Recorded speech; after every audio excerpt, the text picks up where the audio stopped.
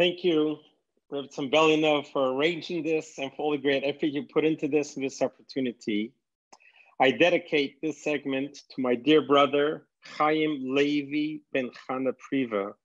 He needs a big refuah shlema, that he should have a speedy recovery, and was a chassidische Farbrengen uftan kemalch nechoel. So hopefully in the schus of this Farbrengen, it should bring my dear brother, Rabbi Levi, Chaim Levi ben Chana Priva, a complete refuah shlema, and everyone else out there who needs a refuah shlema. You mentioned my father, Uncle Yossi. My parents had a tremendous amount of achnosas seirchim. As a little kid growing up, one of the guests that they had was Professor Paul and Rivel Rosenblum. Who is he? What's his connection to Rabbi Yisroel Aryeh? And that is the closest connection that I have with him. So Professor Paul, it was in the late 60s, early 70s, maybe, that he would come to us. He used to live in Manhattan. He used to come to Crown Heights for Farbrengen and stay in our home. He was contacted by the Rebbe's office and given Rabbi Yisroel Aryeh manuscript on mathematics and asked him to package it, to rewrite it, and to finish it to be ready for publication. But an interesting note that many people don't know, that the Rebbe did not tell him who wrote this mathematic manuscript. The Rebbe kept it quiet. So Professor Rosenblum worked on it. And then at Yidalef Nissen, there's a video of it. He presented it to the Rebbe, the completed form.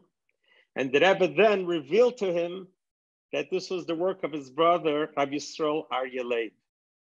And we know how chashuv the Rebbe and his brother, how to get the love, the avos achim they had for each other was demonstrated by various sichos and the Farbrengens, etc., etc. So to me, it warms my heart to be able to be part of this Farbrengen today. But more importantly, at a Farbrengen, usually when Hasidim get together, either we sing a nigun, we tell a story, and we make a hachlata. So I was asked to talk today about a hachlata to bring once again to the forefront, Satan Alsut Mekent, to bring Mashiach, about Sheva Mitzvahs B'nei Neach. Now, what's my connection to Sheva Mitzvahs B'nei Neach? So if you have followed the story, a year ago, Achrin Shal Pesach, when that sad, terrible, tragic shooting happened at our Chabad house, where for our Kurtzevalia, for a short time, there was the darkness, but then right afterwards was Nisim V'Neflois. It reminds me, in 1987, my father approached the Rebbe in Yidalef Nissen to present a gift. And my father presented the Rebbe a gift, a key of the newest Chabad house in Sydney, Australia, the Chabad house of Rabbi Ullman, my brother-in-law, who serves the Russian community. And my father presented it to the Rebbe. And the Rebbe accepted it with a big smile. And the Rebbe said, "Das darf man abgeben zum Eibishten, und ich will sich schon dorten sich herumdrehen sich." The Rebbe said, "This is a gift for Hashem, and I will find a way to sich herumdrehen sich, to roam around there." This is Sydney, Australia. There's no question in my mind that Achrin Shal Pesach 1 year ago, when the terrorist entered our Chabad house, and he aimed his rifle right at me after killing Nebuch Lori, the Rebbe took good gewalget. Miraculously, I survived it to be here today with the loss of my fingers, but I'm still here. But what happened that instant was not just one miracle, but it became a ripple effect, one miracle after another miracle. My survival wasn't about me anymore. It was a shlichus that the Rebbe has launched me into. From the moment I survived the shooting, I refer to it, I was put into Rebbe mode, that I was totally nullified. and whatever needed to happen was going to happen in a natural sense. I went outside and I saw the members terror-stricken. I got up on a chair, just like the Rebbe would get up at the end of Yom Kippur, and I said a sicha to everyone with my fingers bleeding, and I was telling everyone, and I gave them tremendous amount of chizuk until they took me away into surgery. After that, it just one amazing happened, a whole ripple effect. The next day, when the president, Donald Trump, called me, which, like he said, it was supposed to be just a few minutes of a cordial phone call, ended up being a 20-minute phone conversation, then getting invited to the White House. In the White House itself, he invited me into the Oval Office. In the Oval Office, I had a chance to spend 10, 15 minutes with him, talking to him one-on-one. I remember when I was walking down the hallway into the Oval Office, I looked up to Shemayim. I says, Rebbe, I'm here. If this is what you're wanting, just tell me what I should be doing in the Oval Office. And I spoke to the president about the moment of silence. I spoke to him about Yisroel, Shleimus Haaretz, and I spoke to him about the Rebbe, and I took out a picture of the Rebbe, and we spoke about it, and he said he knows Crown Heights. He used to roam around there. He took the Rebbe's picture and he put it down on the table in the Oval Office. And then later on, he asked me to talk in front of the whole nation. And then as I turned around, I told him those words, which I didn't even know where that came from. I says, President, you are a mensch par excellence. Those are words that had to be said by someone, and I said it, and he needed it now more than ever. But one thing after other thing, all the interviews with all the national networks and the international interviews, there were words that were coming out of my mouth that's not really me. All of my chaverim who know me, that's not the real me. They know who I am. But something happened that moment in Achim Shel Pesach, the day that the Rebbe dedicated towards Mashiach. The day that the Rebbe, when he would read the Haftarah about Mashiach, and Eidcha Hashem ki and Aftabi, everything we're going through right now with the coronavirus, Zvaita ki and Aftabi. But one thing that I know for sure, that the Rebbe set me on this trajectory to fly and to get things done that needs to be done. What happened afterwards, after I left the White House, my flight was to go back to San Diego. That flight got canceled. I took that as a sign that the Rebbe wants me to go to the Oyel. And I figured I need to go to the Oyel to thank the Rebbe for my survival, and then ask the Rebbe for bracha for what's my next step. As I walk into the lobby, the video is playing of Yud Gimel Nisan Tafshin Lamed Gimel. The Rebbe is talking about the Holocaust and Auschwitz. Very rarely did the Rebbe talk about this in public. And the Rebbe spoke about the Kedoshim, that someone who dies al Kiddush Hashem, the Neshama leapt, and the Rebbe goes on for 20 minutes talking about the painful sadness of the Holocaust, but not to be stuck in that spot. And the Rebbe spoke about the words of Auschwitz. To me, that was an incredible inspiration, that I know what I need to tell the people how to deal with the loss of Lori Kay and the mass shooting, etc. But what happened afterwards was, shortly after, I get a phone call that Chabad of Russia, Rabbi Beryl Lazar, is bringing 800 students from the Eurostars, and they want me to talk in Auschwitz. I've never been to Auschwitz. I never wanted to be in Auschwitz. And by that time, I was physically, mentally, emotionally so exhausted. But after hearing what the Rebbe told me at that video, I know there's no question about it, I have to go. And I went there, and it was so inspiring, not just for the students, but for myself as well. This is the concept of being totally nisbatel to the Rebbe's Ratzon. What happened afterwards was I get invited to the United Nations. This is a very tall order because all my other interviews was spontaneous. I had no time to think, to prepare. It's just whatever my natural reflex told me to say, that's what I said. Now the United Nations, I have a 2 weeks notice, which means I have to prepare a speech. So I asked the Council General, Danny Danon, how much time do I get? And he says, we can only give you 10 minutes. I says, if you want me to give a speech that's going to be effective, I need at least 20 minutes. I can't do it in 10 minutes. If you want me to drive a message home, I need 20 minutes. And he says, I can't, I can only give you 10 minutes. So I go down and I start putting the pen to the paper and coming up with different ideas, how to squeeze in my whole experience. But more importantly, what would the Rebbe want me to say on the UN stage?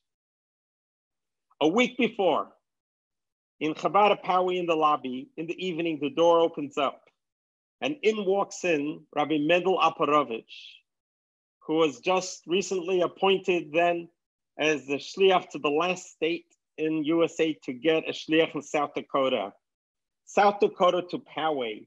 He comes into the lobby and he says, I just want to give you a hug. I says, from South Dakota, wie kommst du her? So he says he's passing by visiting his mishpacha. So we begin to Farbrengen in the hallway, the same hallway where I was shot. And I tell him about the miracles. He's standing on Admis Kodesh. He's standing on the House of Miracles where the Rebbe showed himself the Gilui. And I said, I'm right now trying to figure out what to say at the UN. I have 20 minutes of material in 10 minutes. Rabbi Alperovich freezes in his place and his eyes opens up. He said, did you say you're talking at the UN? I said, yeah, I've been invited to. He says, do you know that 32 years ago, the Rebbe wrote a speech to be delivered at the UN that never happened. It's one of the very few things that he knows that the Rebbe wanted to happen that hasn't happened. And when you're talking about getting chills to your spine, this is clearly what the Rebbe would want me to do. So within no time, he sends me the speech. It's a 5-page long speech that the Rebbe dictated to Nissen Mendel that it was supposed to be delivered at the United Nations. Now my shlichus gets a little more difficult. I still only have 10 minutes. I have already prepared 10 minutes of material. Now I need to add 5 pages of the Rebbe's speech into it. I was then invited to give a talk in Brazil. On my way back, the night before the UN speech, I went over Ibig Chazet, trying to figure out how do I make this happen. It is at that point that you just throw your hands up and you say, you know what? If it worked until now, it will continue working. Just get up there and let it talk, and Dave Shevet the helfen.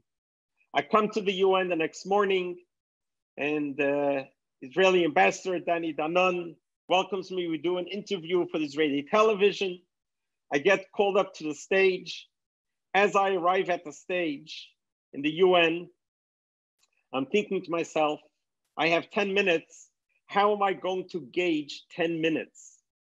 So I look around quickly. There's no clock to look at. I look on the lectern. Most lecterns in public places, you have either a countdown timer, at least a clock, or some have a red light, green light, yellow light.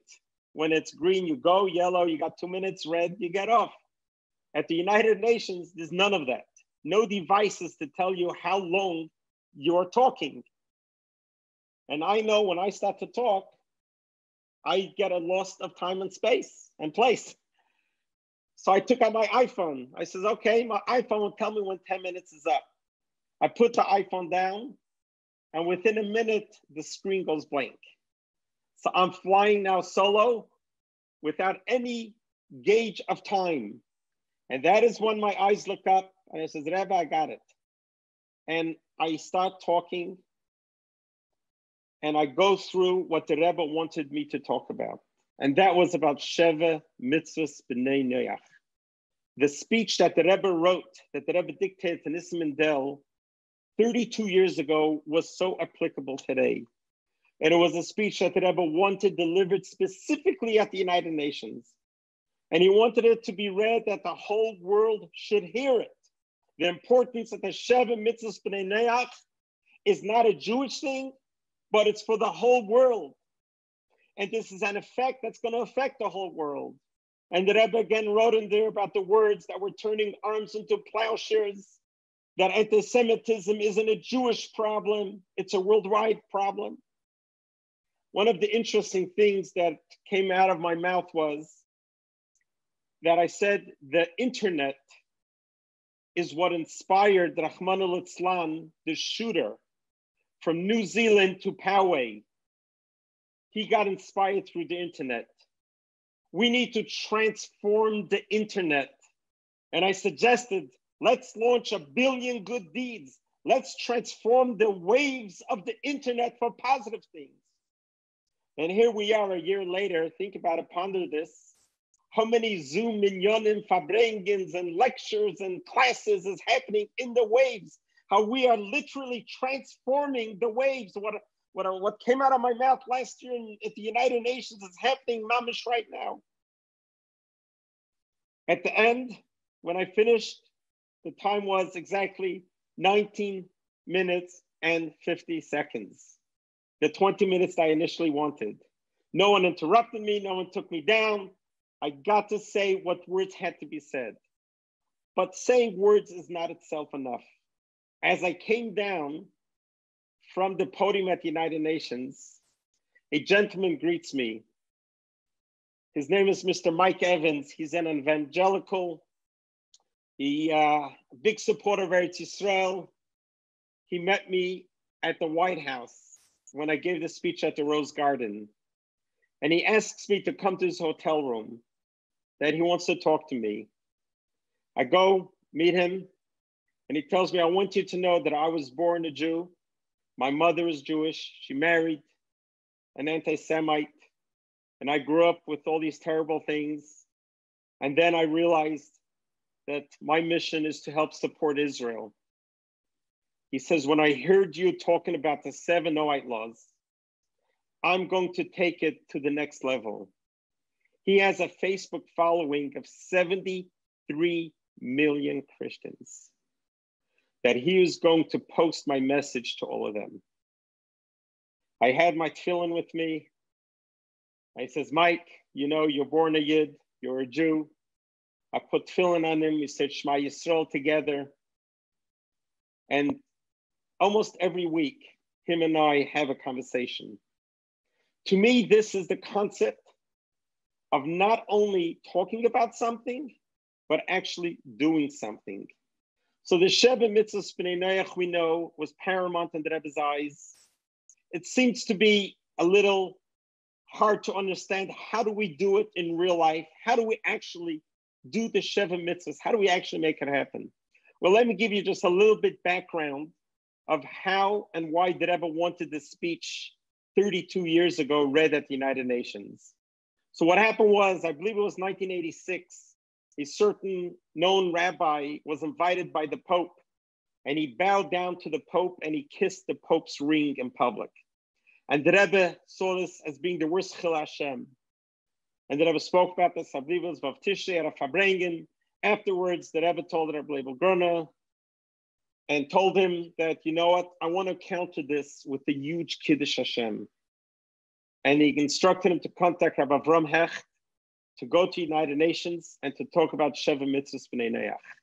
Rabbi Avram Hecht went around trying to get 10 minutes of time to do this. No country would give him their 10 minutes. They suggested that he could pass around the Sheva Mitzvahs on paper to all the delegates. And the Rebbe said no. The Rebbe said, Ich mein dir. Rabbi Avram Hecht went back from country to country, and I believe it was Liberia that said, I'll give you my 10 minutes. He was so excited. He went back to Rebbe Grona, and he went back to the Rebbe, and the Rebbe dictated the speech to Nis Mendel. They had it all written. Nis Mendel typed it up. The Rebbe corrected it, proofed it. It was ready to go. About 2 weeks or a week before, there was a revolution in the country, and the ambassador is Eis ambassador, and the 10 minutes is off the table. And the speech thus remained on the shelf up until this last year. Sheva Mitzvahs B'nai Noach is something that the Rebbe really wanted it so very much. There is a website called asknoah.org. Asknoah.org. Over there, you get all the materials you need. We interact with a lot of our co-workers, our neighbors, our friends. A lot of us have yabadlu with galachim relationships. Shemzichnish. We need to get out there. This is what we can do. And realize and recognize that the Rebbe chooses each one of us to be his shliach. We all know that none of us are perfect. We all have our faults. We all have our milas. What I learned from the shooting, that we can't change what happened, but we can change how we react. What's happening with us now with this whole coronavirus, I know my brother is still on the ventilator, and we're all davening for him to get better. And all other Taira, Bride, Hasidim, and others that are suffering, struggling. It's very difficult. Question is, how are we going to react? So I implore upon us that today, in the schus of Rabbi Yisroel, in the schus of us being given the opportunity to be Taira Shluchim of the Rebbe, don't underestimate your ability. My wife and I have been a shlichus for 36 years. This was the moment that I had to shine. This is the moment that I had to step up to the plate and take the most tragic event, take the most tragic incident, surviving a mass shooting, and turning it into a tremendous amount of light that's going to be pushing away the darkness. As the Rebbe wrote me in a letter when I was 17 years old, that letter was a message to me that will be put into action 47 years later.